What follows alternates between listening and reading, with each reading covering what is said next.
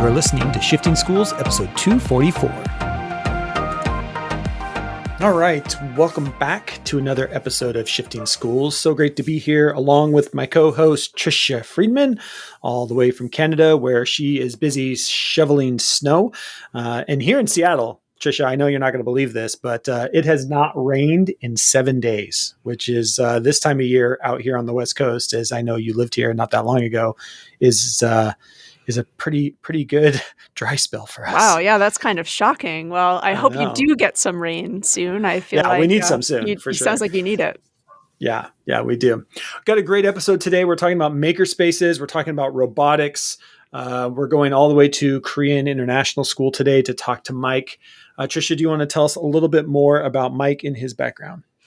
Absolutely. So I've been following Mike Bycraft for a while. Again, he is very, very big in the world of maker ed. If that is your forte, his name is one that's probably familiar. But if your line of work in education has nothing to do with robotics or maker ed, stay with us, because really at the core of what he does is empathy, is social emotional learning. So Mike Bycraft is an international educator who specializes in design, robotics, engineering, and makerspaces. He's currently the head of design and innovation at Korea International School. Prior to moving internationally, Mike taught AP and IB sciences in the US. He has created design programs, makerspaces, and robotics curriculum for K-12 students. So, Jeff, for our listeners today, what are some of the things that you think they should be listening out for in our conversation? Yeah, I think number one, what struck me and stood out to me in this conversation today was just the idea, and you're going to kind of hear a thread throughout this, of just social emotional learning and making stuff. How does just tinkering and making stuff make us feel good?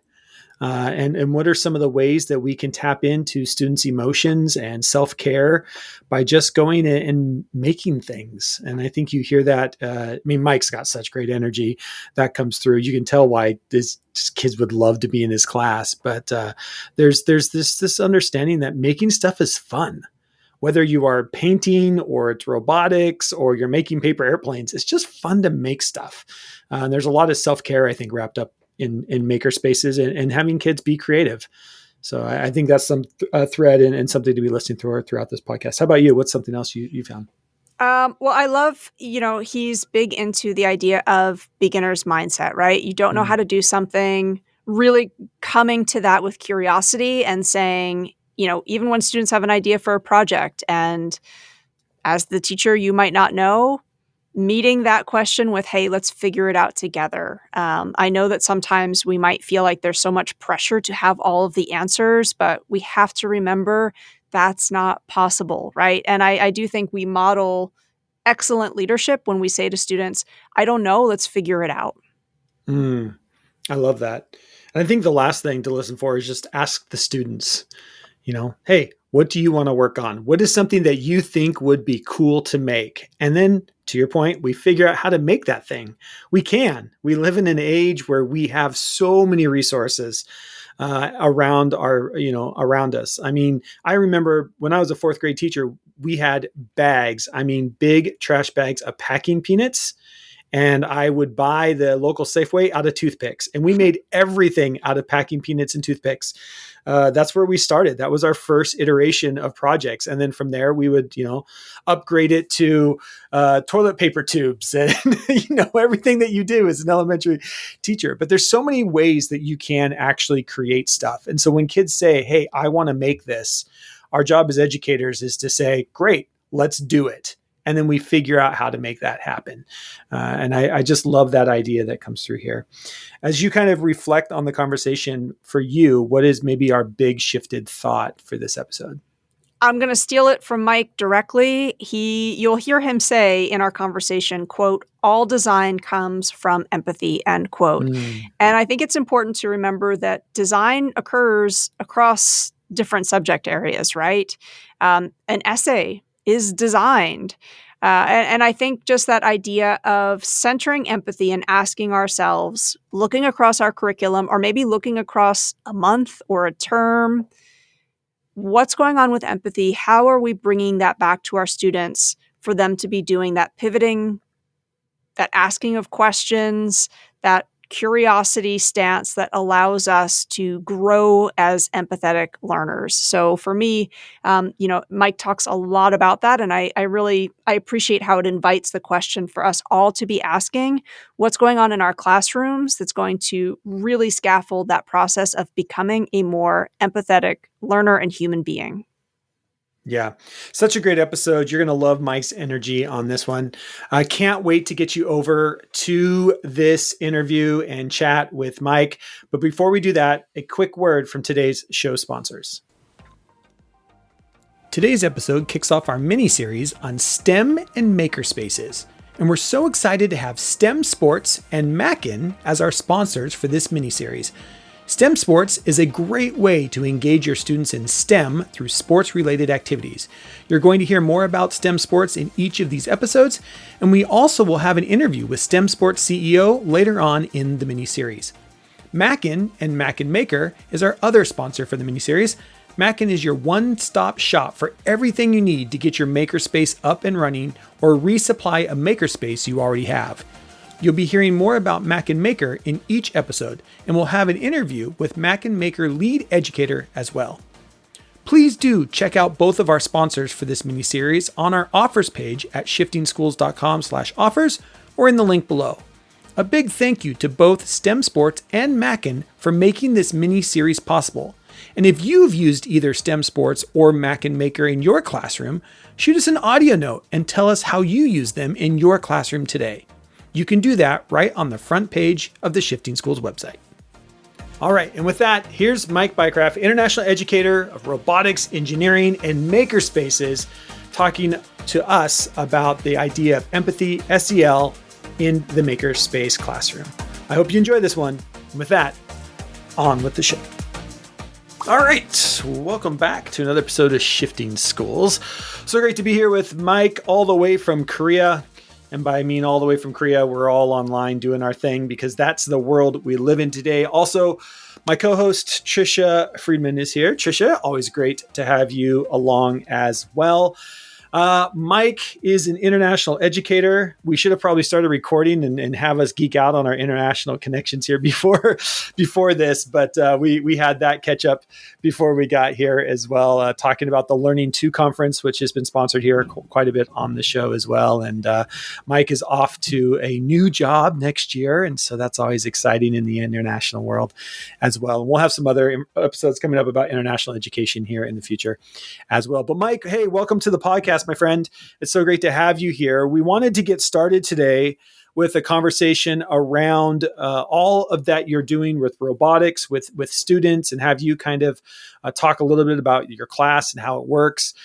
We do want to point out back in 2021, your project of redesigning a controller was featured on the Makey blog. Congrats for that, man. That's so cool. So tell us a little bit about your class, how it's working, and this idea of the redesign concept and how that fits into your class with your students. Well, thanks for having me. I'm excited to be here with you guys. So for me, redesigning, so I was born with one hand. I have a thing called Poland syndrome, and it's pretty rare, and it affects the right side of the body. So I was always really nerdy and liked computer games. And when the Nintendo Entertainment System came out, I was 11 or 12. I was in 6th grade. And they had these little teeny controllers with these little teeny buttons. And I could play it, and I was okay, but it was just frustrating. And my dad was a pretty handy guy. So he was like, we can fix this. So we just went to Radio Shack, and got a bunch of gear and took things apart and started like soldering and build. And that was just like a thing you did in my house, right? You fix the fridge or you fix a car. And it was really inspiring to be able to just take something apart and make it yours and adapt it to a way that worked. And I think that definitely was one of those formative moments in my life, obviously with like what I do now. But I thought a couple years later, more than a couple, I guess, that when I got to teaching, like students sometimes struggle when we talk about adaptation or adaptive technology and how someone with a disability might just need something for their daily life. It doesn't have to be a huge redesign. It can just be tweaked a little. So I thought about, hey, we got these great makey boards. They're super fun and cheap and easy, and you can do all this cool stuff with them. So I said, hey, let's build a controller. And I showed them, this Super Bowl commercial. Microsoft has this great adaptive controller. And then I kind of showed them stuff I've done over the years and kind of the stuff I've built for myself, and then said pick a game or an input device for your computer, right? How much you redesign a mouse. And the kids got super into it, so much more than I would have expected. And it was really great. And they had stuff where they like turned their head, so it was one of the controllers was hands free. And it was really fun and cool. And I'm super active on Twitter, so I would always tweet makey, and they were hyped, and they like scheduled a call and are talking to my kids, and it was just this really great, like authentic experience where, wow, you're really getting attention from people that do this for a living. And also, it helped them empathize, like, wow, somebody could use a totally different controller. I And love so that. that, And oh, sorry, sorry, Mike, go ahead. no, that's, Well, I was just going to say, that authenticity piece, I know that sometimes, folks will question, why do we share the learning that we're doing on social media? And that is a perfect, brilliant example of, I've always found it can be really powerful to document those moments. You never know what kind of connection there's going to be. You don't know who else is lurking and is learning from that. So I love that piece that you happen to tag them. That's how that came about. And now that learning is forever there on that makey blog. Like, who knows how many hundreds or thousands of people have stumbled upon that. And that kind of links to a message that you share in a video, and listeners will be sure to include the link to this video in the show notes. It's a great video from Reuters where your class's work building a robotics arm was featured. And I love that video. You specifically talk about the intersections of maker ed and disability, and touching back on what you said with those authentic moments in the classroom. Sometimes when we're having conversations around inclusion, it's not that it's necessarily like a scheduled lecture, but sometimes it is like those micro moments that we're having conversations. I'd love to hear more about how some of those conversations or those micro moments of learning on that intersection of disability and maker ed show up in the classroom or even in the staff room too, because I'm guessing you're having some really important conversations with colleagues too. yeah. I really, the Reuters thing came out kind of organically. One of my kids one day, everybody thinks about when you're building robots, like, how can I make this? I'm going to make a robot hand, right? Like Yeah. goes back to Star Wars and Luke Skywalker, and you've got, hey, there's this cool robotic hand. And so one of my students made like a really big one to grab stuff with. And the other kids in class were kind of like, that's really cool. I want to make that. And I said, hey, guys, there's people do this for a living too. Like, there's people who need adaptations or devices, and there's prosthetics that are high tech and low tech and medium tech. And the kids kind of were like, well, what else would people need? And hey, let's figure it out. Let's look at some stuff. And there's a couple companies I've used in the past, and within kind of the disability company or community is pretty small. And a lot of people with disabilities are pretty good tinkerers because we have to be. And I mean, I built a little thing for my stick shift in my car in high school. And you didn't have the internet back then to share it out. But nowadays, there's all kinds of stuff. There's gamers on Twitch. There's a guy who's a quadriplegic who's got one of those puff and blow game controllers. And my students had seen that before. Like, whoa, this is cool. Look at the stuff this guy does. I said, well, yeah, how might we do this? And why would somebody do this? And as soon as you tie in video games or day-to-day stuff, right, just grabbing things with your hands, I think it's much more real to a student. And that empathy aspect starts early. And, all design comes from empathy. And like, a kid goes, wow, yeah, you probably would want something like this. So they just started tinkering around, and they're building hands. They're building them for each other, and they're building them for me. And I really, it got to a point where I was like, man, we need more gear. We need more people other than me to build stuff for. And you talk about staff, and that was another discussion too, because I wanted to reach out to people, but there's always that comfortable aspect of whether or not somebody would want to maybe share something with students. But also there's not a lot of disabled educators that I know of either. So I was kind of like, well, yeah, I guess this will just be me. But it was neat too, because teachers from other classes were like, well, well, how could I tie this in? And Hmm. just got everyone talking about the idea of disability and what that means to us in our daily lives and how we can make the world a better place. And we were talking about Zoom and how people are sick of Zoom, which I get, but also the idea that being able to work remotely is a big deal for a lot of people with disabilities. So my students and I were talking about that, or talking about like drafting tools. Like we use iPads for CAD, and you can draw with these little styluses, and just the idea of how much technology can kind of open up the playing field to somebody that might have felt a little restricted before.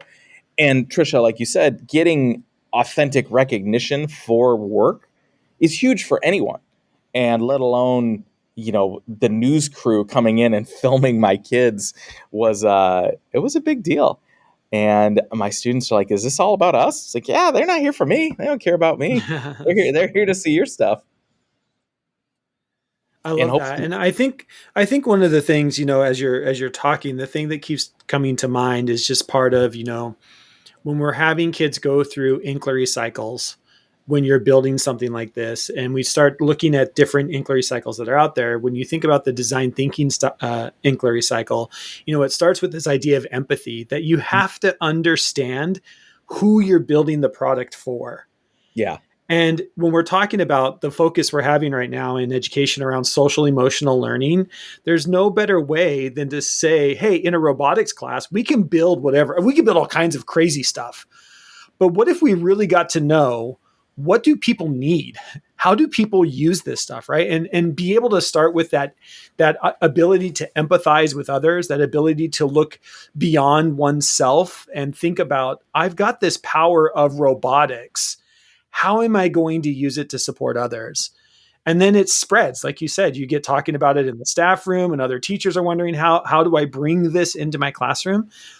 That is something, when it comes to all CTE programs, and especially when we start, creating, designing, I guess, educational experiences through an inquiry cycle, it gives us that ability to empathize with others, to think about, how do I truly support those around me, and maybe even those that I don't even know.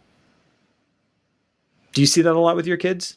Do you I feel that a lot we're, with your in we're your class? getting there. I think that we talk a lot about the internet being a bad thing, and I think it's a really good thing too, because it brings a lot of people together and it lets you hear a lot more stories. And as humans, right, we respond to anecdotes. We love personal stories. You put a face on something, and like I was saying, Microsoft has this adaptive controller, and it's a really great thing that's totally adaptable for people with all different ability levels. But the best part about it is they made a commercial for it that has all of these teenagers wanting to play video games. And it's all teenagers with disabilities, and some are like mine, and some are much more serious. And I show that to my students every year, and they are just blown away, because this Mm, idea of there's other people like me that aren't like me. And mm, it's one thing for it's me, I'm this old teacher, whatever, but somebody their age, and it gets them really thinking about what they have and what others might not have, and the fact that these kids are still, it's the same kid. And then we talk about like mobility, and in the international school world, we don't see a lot of students with disabilities in our schools. There's not a ton of that. And it's not I don't think that's an issue of the schools per se. It's just the population and privilege. sure. And so, but my students are like, whoa, yeah, how would somebody do that? So we'll watch stuff from the Paralympics. And then all of a sudden, you kind of see these kids go, well, yeah, it's easy for me to do this. Maybe it's not easy for other people to do this, or these things I take for granted.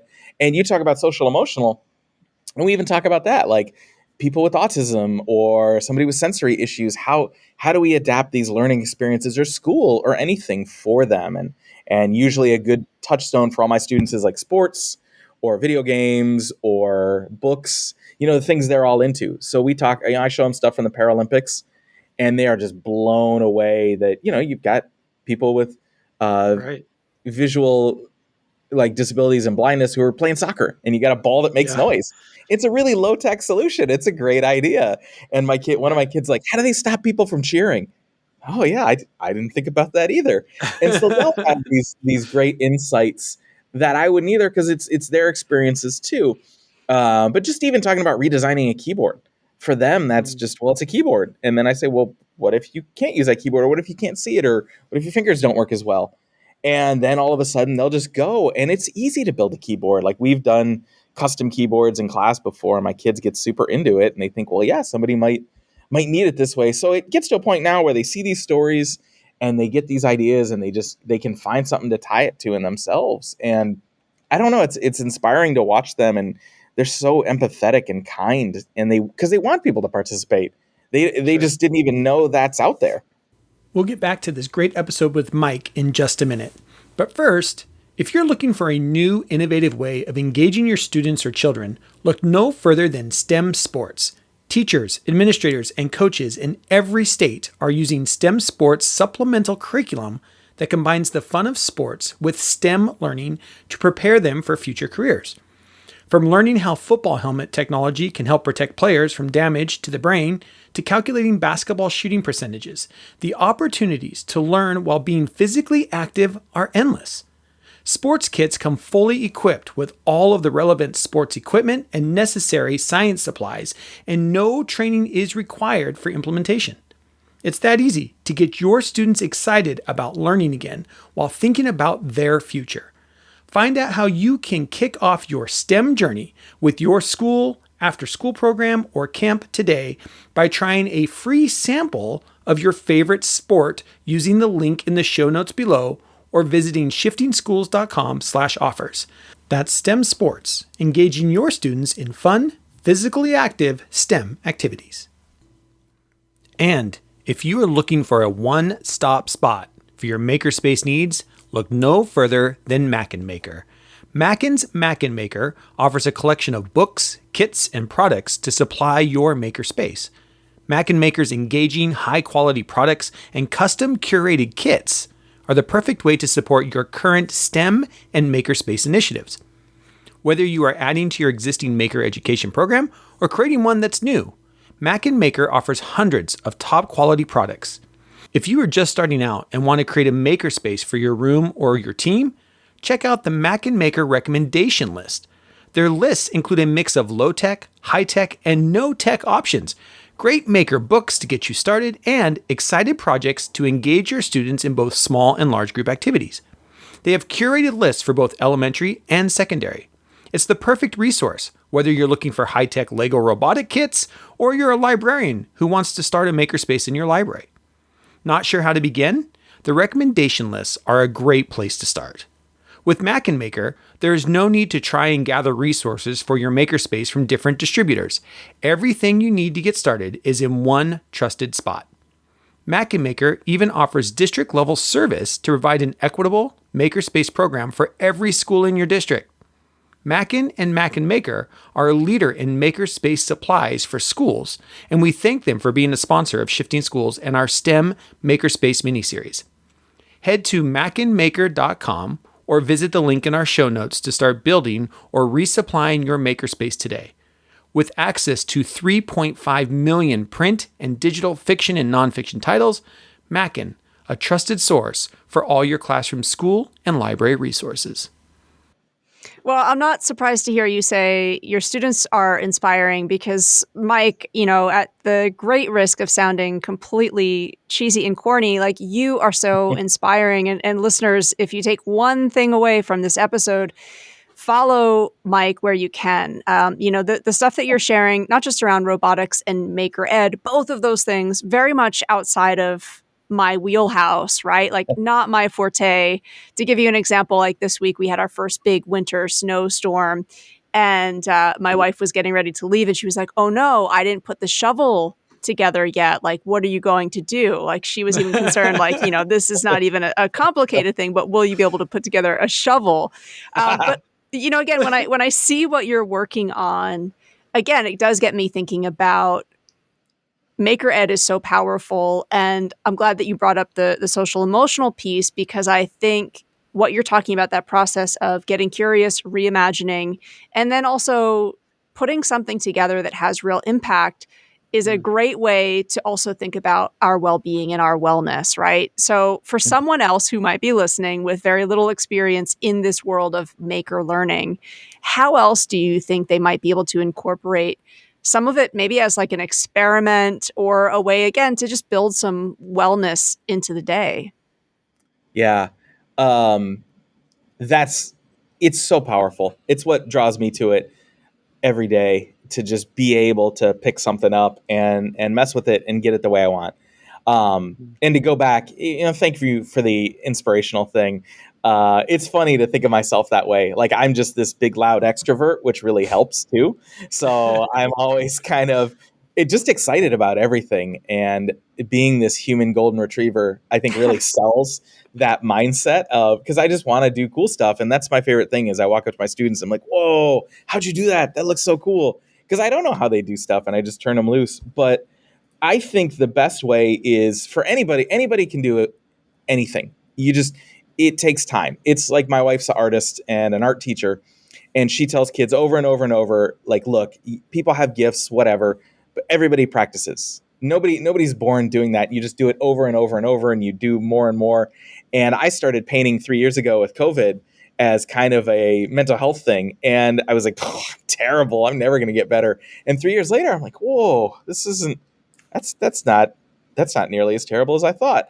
And I think design and making is like that too. Like if I were to show you some of the stuff I built in high school and college, it was clearly not OSHA safe, and probably the fact that I'm still alive is a mystery to us all. And I think you just have to get out there and you find something in your daily life that you use a lot, and it could always be better. And you think, wow, how could I make this better? And, we all do little tinkering stuff like that. We do little things in the kitchen. If we cook, we have lots of little tricks and stuff like that for the laundry or whatever. And you find something that, man, I wonder how this could be better. And I think that you don't need technology, but technology helps. The idea that I can now go to the library and 3D print something, or I can design something in Tinkercad for free online and press a button and it's going to get printed somewhere. And in schools, obviously, we've got that technology and it's powerful. But I think at home now, you can do that. You can send stuff out to people to get printed or made. Or you just jury rig stuff together and you do it enough times. And then it's like, well, I really should build something that works like that. Like I work in a big wood shop too. And you build these jigs for things that I need something to help hold this board down while I'm cutting it on the router. And you just put it together with screws and it doesn't look great. But my dad always has this great saying that if it looks stupid and it works, it's not stupid. And so then, it does its job, and it's super empowering to do that. And the idea that the things aren't done, right? We get so fixated on Finished. how cool things look, right? Like my iPhone is so cool and I love looking at it and I'm like, whoa, this is neat. And, they didn't start out looking like that. And we keep remaking and we see these really high-end professional things that thousands of designers are working on and they make it perfect. And then we build something ourselves and it doesn't look like that. And it doesn't look great, but it works. And I think it doesn't really matter what it looks like as long as it's kind of doing its job. And I think that's powerful. You do it a couple times and then maybe you're like, all right, now this could look a little better. Maybe I do work with aesthetics a little more. And I just think that anybody can pick that stuff up, and we do it, and we don't think we do, right? But we put little shortcuts on our computer, or we write little scripts, or I've got like a bot that does my email. I mean, that's the same as tinkering or making. It's more powerful with your hands for me because I'm a big hands-on person. But even just our students now are like, hey, can I make a video game? Yeah, of course you can make a video game. That's making. But then I'm like, could you make an action figure too, or make like some marketing stuff, or put a box? And they're like, oh, that'd be cool too. So I always try to put a hands-on thing into their lessons. But some people want to make stuff with their hands or their computers, or their devices, and it's all good as long as you're just building it and making it, and you made something new, and it's for you or for somebody else that you love, and then you're like, wow, I made a big difference. I I love really that. love that. Yeah. And I think that's a great reminder, again, the start of a new calendar year. If you're going after some creative endeavors, to think, as you were saying, Mike, function before like finesse. Yeah. That might be a good goal. So listeners, if any of you are out there and you're thinking, I want to take on this challenge of making something, and I'm going to really just focus in on, does it work? Doesn't have to be gorgeous. We would love to hear about what little mini maker experiments you might be tinkering with in 2023. Yeah. I have a question for you real quick, Mike. Yeah. Did you play with Legos as a kid? Oh yeah. Did Sorry, go ahead. did you did you ever follow the directions and make exactly the directions that came with the Legos in the box? Yes and no. So I'm gonna date myself because I'm pretty old, but they didn't have the kits. They just had the big box of Legos, and also we were pretty poor, so we always had the janky Legos, like the knockoff ones. And I remember my buddy that I met through summer camp. I came over to his house, and he just had these tubs of like real Legos, and it was like, oh. But yeah, it was just like, I'm gonna make this house. I'm gonna do this. Um, and boy, the kits, because my daughter gets a lot of the kits now, and when you do follow those directions, like they are as smooth and polished as I've ever seen. And it's almost like, to me, like a little too smooth and polished. Like I like making it messy and doing weird stuff. But there's also this big subset now that I'm into there where people try to recreate things themselves. And like my buddy who I teach with, Justin Marslander, is super into Legos, and he's building KIS, our school. And of course, pieces come off. And so he built like the makerspace, and he built this little Lego lathe. It was so corny, but I'm like, all right, that's really cool. Like I can't do that at all. And it's just like, where'd you Yeah. figure that out? He's like, I just kept messing with it. But I did the same thing. I was more into taking stuff apart. So we went through like 3 microwaves because I was really excited about microwaves. So I would just take them apart because my dad had this big toolbox. And he's like, stop touching the microwave. Those are expensive. Or like cars and bikes. I was really into cars, and my older brother was a terrible driver. And so he would always have something wrong with his car. So like it was just, all right, let's figure this out. So we did probably a ton of damage to his car. Or like if you've ever worked on bikes, you know you're a real mechanic when you've done like $300 worth of damage trying to fix like a $50 part. Like, like Yeah. that's the real mark of a true tinkerer when you're like, oh, yeah, that's busted. So I did a lot of that, and I think that kind of got me to where I'm at now. But just that also like lack of fear of Mm, you're going to mess it up, right? So you don't follow the instructions and you don't mess anything up. yeah. So Well, I and I think think that's I think the reason why I asked that question is I find this often. And Trisha, I wanted to ask you this is too. Did you play with Legos, Trisha, as a kid? Did you have Legos?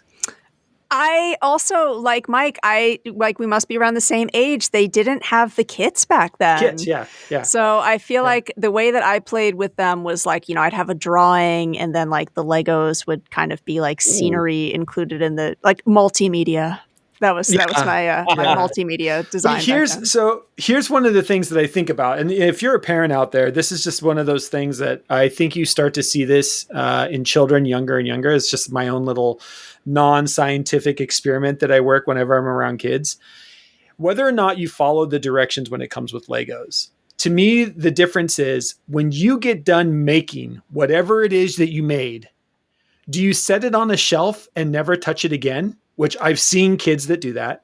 Or do you build the thing, play with it for, say, 10 minutes because, I'm 6 and my span of being able to focus on anything is about 10 minutes, and then you rip it apart and build it again, mhm. right? That idea that you're constantly tinkering.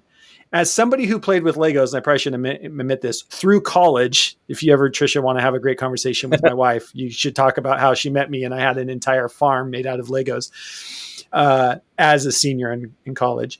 But there's this tinkering that I think we can even do with younger kids around, yes, be proud that you made something, but how do you make it better, or what do you do next? Instead of being this idea of, oh, cool, you made an airplane, we should set it on the shelf and never touch it again. Right. And I Yeah, think that's a mental mindset that we get into, I think sometimes that you can foster even in younger kids. well, and that's the iterative process.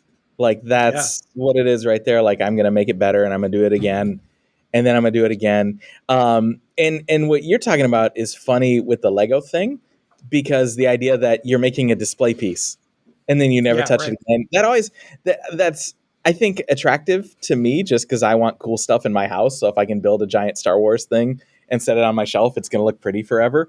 But it does take away from that. You have thousands of these cool little bricks that you can remove and change and modify. Repurpose and do all kinds of cool stuff with. Yeah, like why wouldn't you do that again? And then why take it apart and do it again and do it again?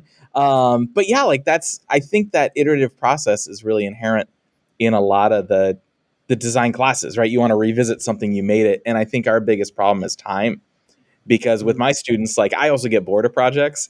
So I don't want to revisit that 5 times and make another prototype and test it and make another prototype, even though that's the real authentic.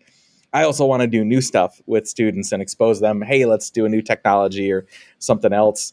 So it's like a double-edged sword, right? You want to make it and then you're cool and you made this great thing and hey, I made it. Okay, let's make another great thing. Versus, well, I made a great thing and now I want to make that great thing better or different. Like that's the balancing act.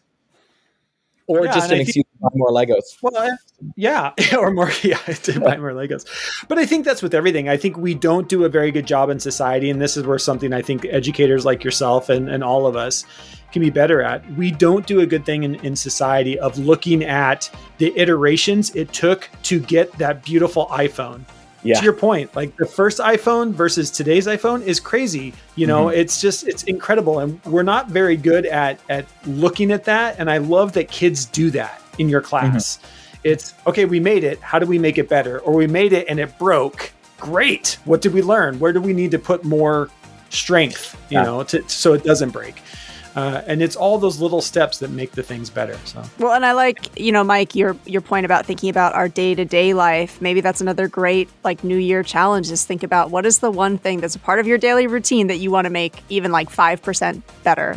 You've got me thinking about coffee. What can I do in 2023 to make my coffee 20, maybe 5% better, right? And tinker with it. That iterative stuff, I think we can build it into our day. Mike, I know that you've got students coming, inspired students who you're going to be, of course, inspiring more. Thank you so much for sharing with us. Listeners, be sure to connect with Mike. We will have his social handles over there in the show notes. Awesome. Yeah, thanks so much, Mike. Appreciate it. Yeah, it's great to see you guys again. And I will talk to you more, but I probably should get going. So sorry. All right. No worries. Right. Thanks again, Mike. Bye. If you liked today's episode, please let us know on Twitter @ShiftingSchools or Instagram and TikTok @ShiftingSchoolsPod. Make sure to check out our free STEM-related guides as well by visiting free guides in the menu of shiftingschools.com. If you are looking for a speaker or workshop presenter, reach out to Tricia and I as well. We're both full-time educational consultants and love supporting schools in preparing students for their future, not our past. Until next time, we'll see you on the network.